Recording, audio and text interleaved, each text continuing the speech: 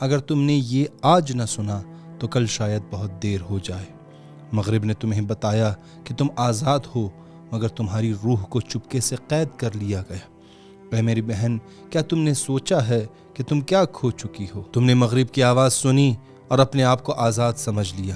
اے کاش تم آسیہ، مریم، زہرا اور زینب کی خاموشی سن لیتے تو تمہیں پتہ چلتا کہ عورت صرف آزاد نہیں بلکہ تقدیر لکھنے اور بدلنے والی ہوتی ہے۔ اسلام نے عورت کو حیا کی علامت بنائی اور مغرب نے اسے بے حیائی کے میک اپ میں سجا کر نمائش کی چیز بنا دی۔ اسلام نے عورت کو آسیہ بنایا جس کے گود میں موسیٰ کی ایسی تربیت ہوتی ہے جس سے فرعونیت کے تخت لرز اٹھتے ہیں، لیکن مغرب نے عورت کو خواہشات پورا کرنے کا وسیلہ بنایا۔ اسلام نے فاطمہ بنت اسد جیسی ماں کو وہ عظمت دی کہ علی جیسا شیر اس ماں کے قدموں کی مٹی کو چومتا ہے، لیکن مغرب نے ماں کی حیثیت کو دفن کر دیا۔ اسلام نے عورت کو مریم کا مقام دیا اور ایسی پاکیزگی دی جس کے دامن میں حضرت عیسیٰ جیسی شخصیت پروان چڑھا، لیکن مغرب نے اس ماں کو سولو مدر کہہ کر تنہا کر دیا۔ اسلام نے عورت کو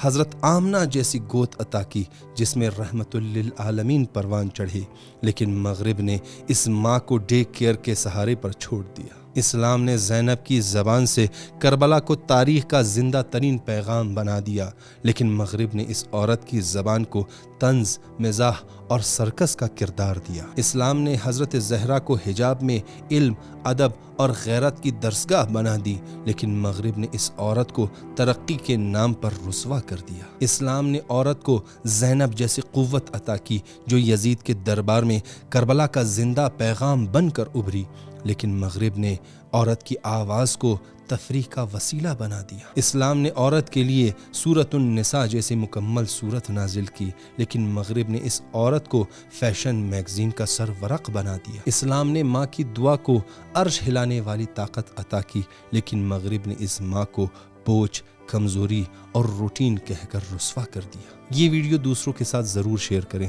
تاکہ ہماری بہنیں، مائیں اور بیٹیاں اس فریب سے بچ سکیں۔